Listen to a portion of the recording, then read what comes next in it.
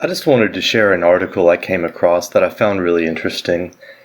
It's from the website thelastamericanvagabond.com, and the article is entitled, "Parents Catch FBI in Plot to Force Mentally Ill Son to be a Right-Wing Terrorist," and it was published February 15th, 2018.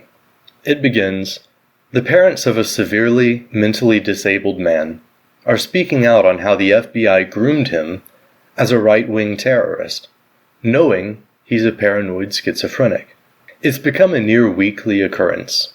Somewhere in some state, the FBI will announce that they've foiled yet another terrorist plot and saved lives.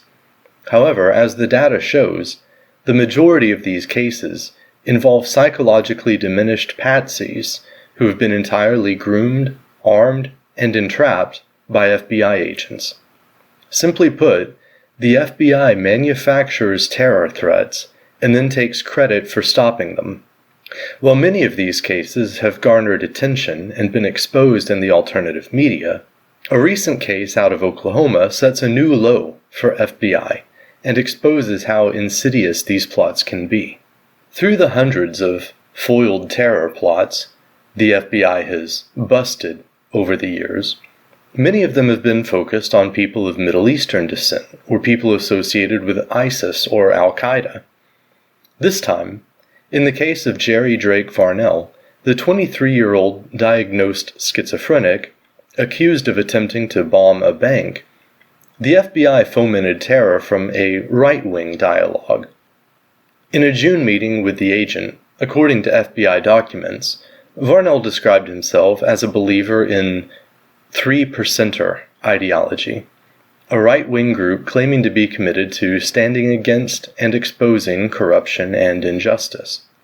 According to federal documents, Varnell drove what he believed was a stolen van containing a 1,000-pound ammonium nitrate bomb on Saturday morning to blow up an Oklahoma City bank. Vile indeed.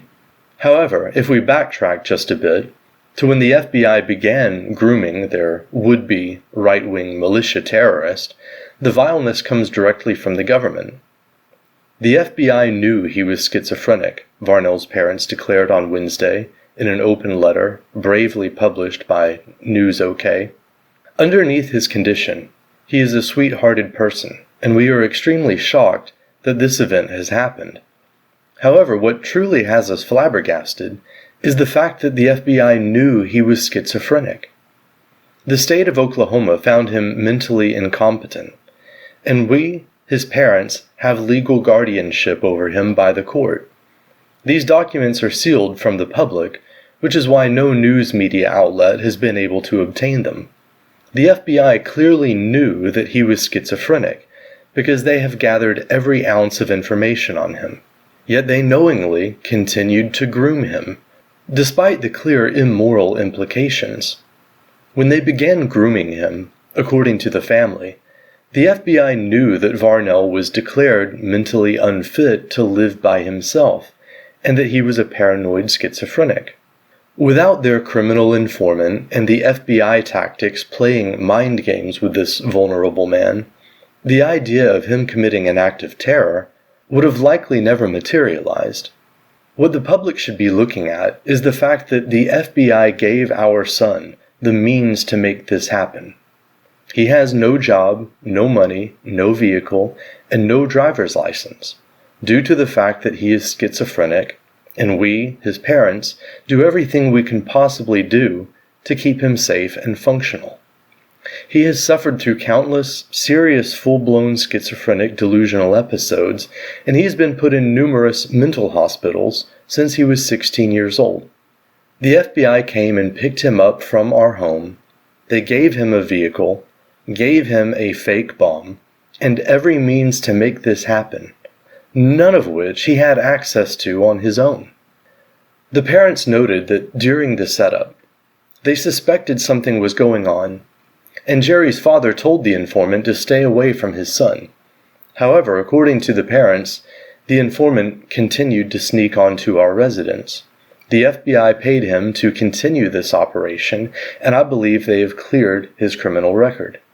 Because they knew Varnell had severe mental disabilities, the FBI should have stopped their plans to do this and immediately sought an option of hospitalization.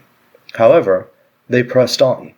Knowing a sane person would likely never attempt to blow up a bank, the FBI deliberately targeted a severely delusional and mentally ill person. This is wrong on so many levels. Will the next mass murderer they groom come directly from a mental institution?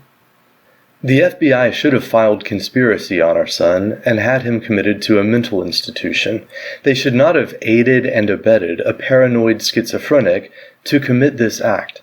There are many more facts that I will not make public that will support my son and the disturbing acts made by the FBI. Clifford and Melanie Varnell, Jerry's parents, make a very powerful point. No one, other than the FBI, would have attempted to get a schizophrenic man with nothing to contribute to do their bidding, as it would most likely be a futile effort, unless you are the FBI looking for an easy patsy to keep fear alive. David Steele, a 20-year Marine Corps intelligence officer, the second highest ranking civilian in the U.S. Marine Corps intelligence, and former CIA clandestine services case officer, had this to say about these most unscrupulous operations. Most terrorists are false flag terrorists, or are created by our own security services. In the United States, every single terrorist incident we have had has been a false flag, or has been an informant pushed on by the FBI. In fact, we now have citizens taking out restraining orders against FBI informants that are trying to incite terrorism. We've become a lunatic asylum. In conclusion, I just want to add a couple of comments of my own. I think this article is very relevant, considering some of the things that have been in the news over the last week or over the weekend. Notice there seems to be a pattern in all of these mass shootings and attacks where the shooter seems to be mentally ill. And you have to wonder how some of these mentally ill people get these high-power weapons and all of this stuff. I strongly suspect that the vast majority of these events we see are essentially false flags, or they are planned and carried out by the FBI and the CIA for a number of various reasons. But at this point, it is basically my default position that whenever I hear about a mass shooting or some type of event like this, I automatically assume that it was the FBI and the CIA behind it, unless I have a strong reason to believe otherwise. That is my default belief. That is my default position. And I think if you spend a little bit of time looking into these kinds of events, that will become your justified default position as well. I just wanted to give you something to think about in light of what's been going on in the news cycles lately. And it will not surprise me at all if we see this kind of thing continue. The only way we're going to end it isn't by confiscating everyone's guns or cracking down on so-called white supremacists or whatever. The only way to stop this is to take back power from the deep state, drain the swamp, clean up the corruption in the FBI and the CIA, and possibly even do away with those bureaucracies altogether. That is the answer, not gun control or policing speech or anything else. It is dealing directly with the greatest threat that America and the world faces, which is these unaccountable, deep state intelligence agencies. I'll end there. Peace.